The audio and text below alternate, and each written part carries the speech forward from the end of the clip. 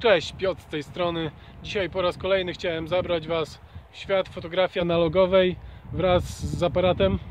Tym razem będzie to Flexaret 6. Chciałem trochę o nim opowiedzieć. Będzie to taka, może nie recenzja, ani nie test, a taka przymiarka do tego aparatu.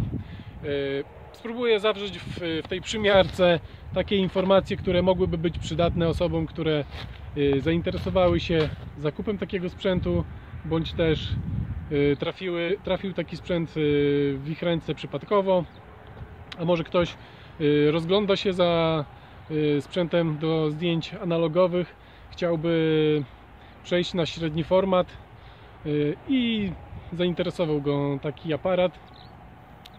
Opowiem z grubsza o jego wadach, zaletach, sprawdzę go w terenie. Jestem teraz w drodze do Janowa Podlaskiego. Myślę, że ta przymiarka zajmie mi jakieś 2-3 dni. Wystrzelam około 2-3 rolek filmu. Liczę na to, że uda mi się zrobić jakieś ciekawe zdjęcie, uda mi się pokazać właściwości obiektywów, czy raczej jednego obiektywu, nie, 2 obiektywów, bo jeden służy do celowania, drugi do robienia zdjęć. Także lecimy.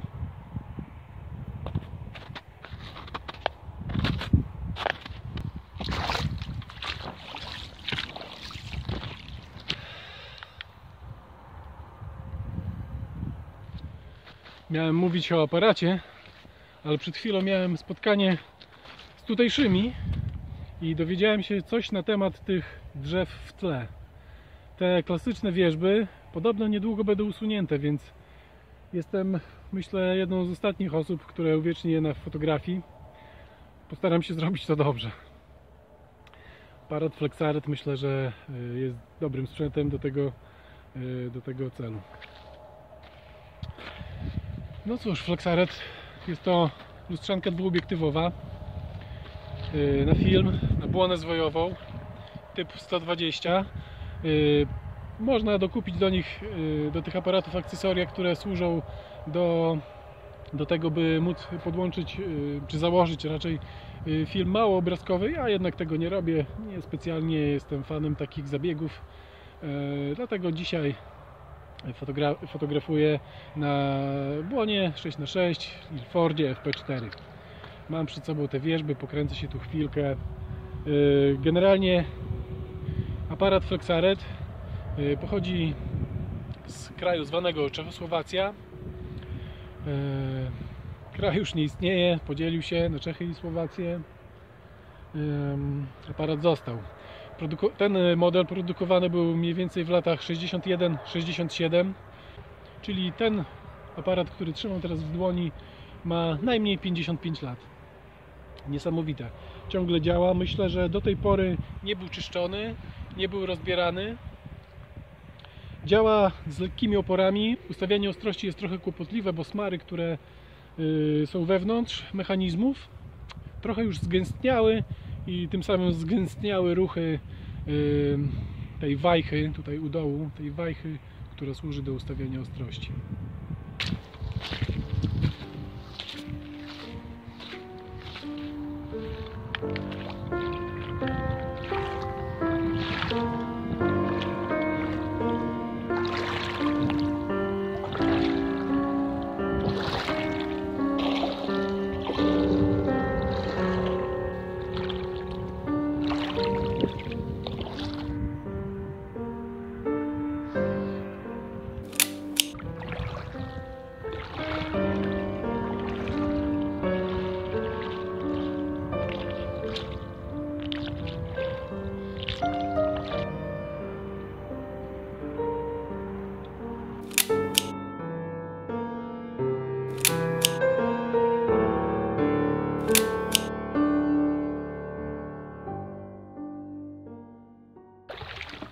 Próbuję chodzić tak, żeby nie zapaść się. Mam na nogach kalosze.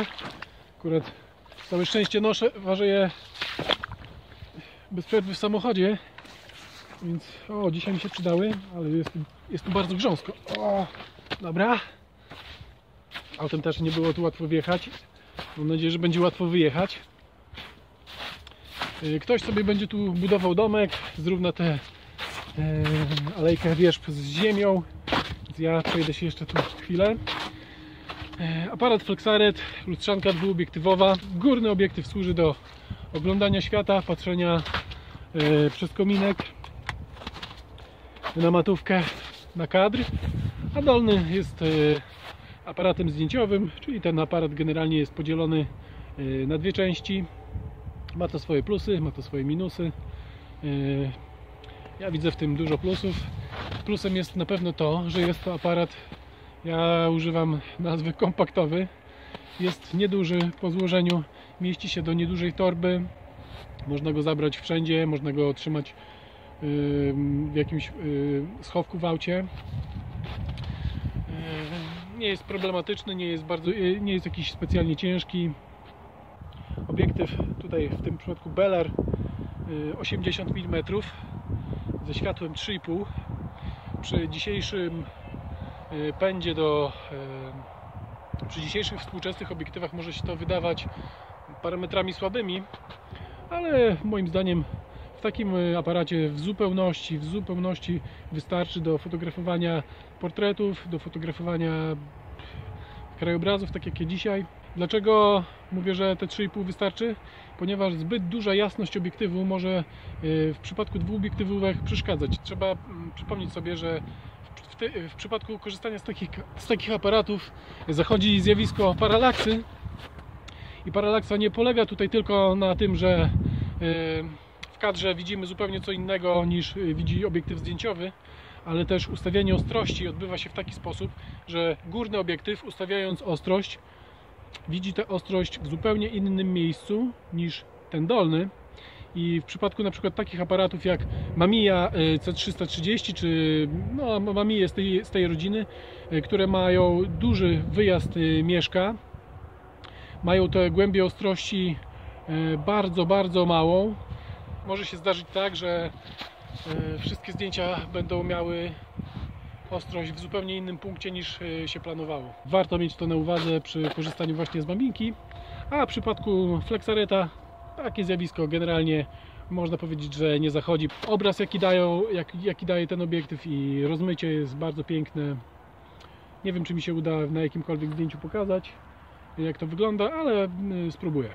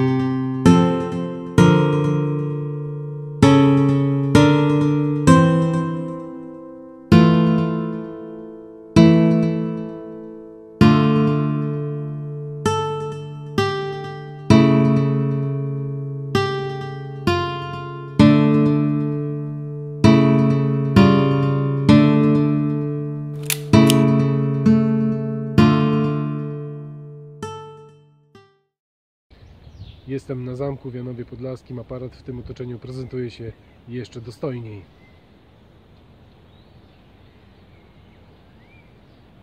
Aparat Flexaret Automat, nawet jak na dwuobiektywówkę, jest aparatem innym niż inne. Poprawności działania tego aparatu nie można nawet sprawdzić bez filmu. Podobnie zrobieniem zdjęć tym aparatem. Trzyma się go inaczej niż inne dwuobiektywówki. Zaraz pokażę, jak to wygląda. Najczęściej spotykane aparaty dwuobiektywowe, np. Yashica, Rolleiflex, Rolleicord, trzyma się w taki sposób. Tu mamy zwykle spust umieszczony tak, czasami tutaj, jak na przykład w Mamiyi 330, a ta ręka obsługuje pokrętło ustawiania ostrości. W taki sposób to działa. Aparat można przytrzymywać sobie wtedy od dołu, tutaj kręcić, ustawiać ostrość, patrzy się oczywiście od góry. Natomiast Flexaret działa inaczej. Spust jest umieszczony tutaj, a ustawianie ostrości odbywa się taką wajchą. Więc aparat trzymamy w taki sposób. W moim egzemplarzu ta wajcha do ustawiania ostrości działa niestety z dużym oporem. Ustawianie ostrości przez to jest jeszcze trudniejsze. Matówka jest dosyć ciemna, co sprawy nie ułatwia zupełnie. Świetną rzeczą, jeżeli mówimy już o robieniu zdjęć, jest blokada spustu.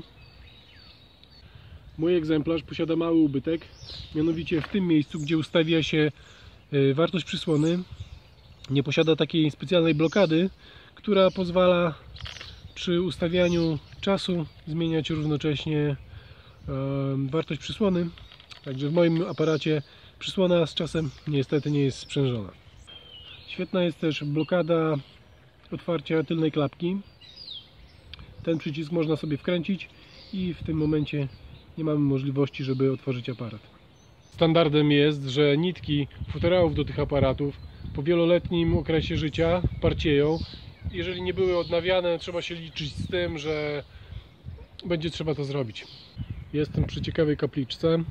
Przyznam szczerze, że poza centrum kadru na matówce nie widzę kompletnie nic. Nie wiem, co robię.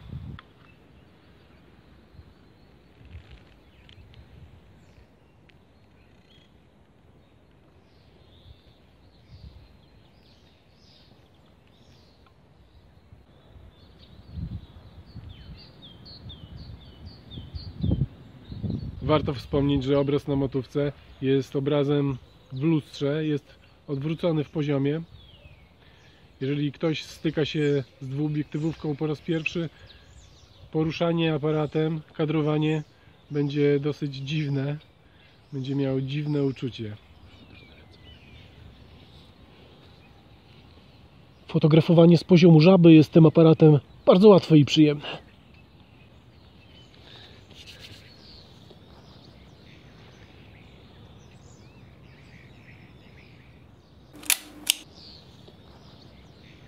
Przewijanie filmu i migawki odbywa się jednocześnie tym samym pokrętłem. Można to zrobić w kilka sekund. Gotowe.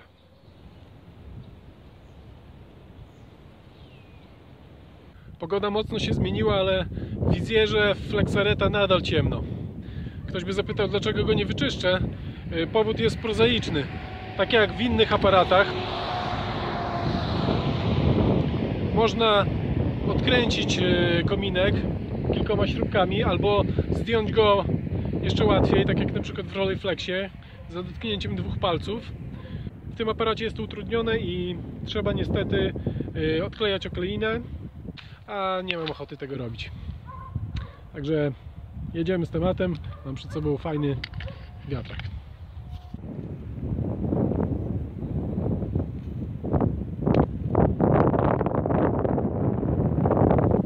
Czasami, żeby pokazać jakiś obiekt w skali, warto wykorzystać tak zwany sztafaż. Jeżeli jest ktoś z Wami, poproście, żeby zapozował.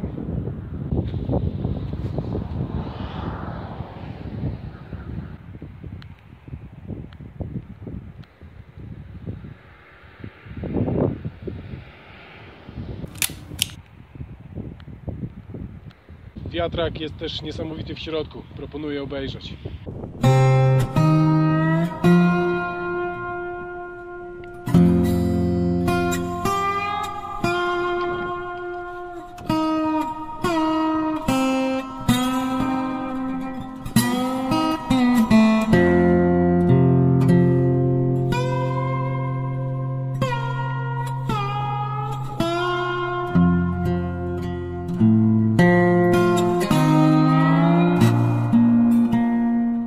Jestem po raz drugi w tym samym miejscu. Byłem tu wczoraj, było zupełnie inaczej. A jeszcze wcześniej byłem tu 1,5 roku temu i dach wiatraka jeszcze, można powiedzieć, był na swoim miejscu. Dzisiaj już się zawalił. Przy takich budowlach warto zachować szczególną ostrożność, nie zbliżać się, bo zdjęcia mogą się zakończyć niezbyt fortunnie.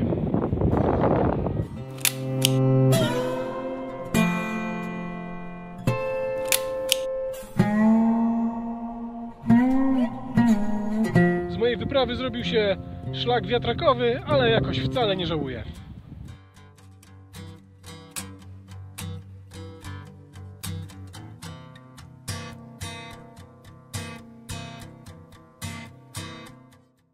Nie wiem, czy następnym razem, kiedy będę w tej okolicy, spotkam go jeszcze raz na swojej drodze.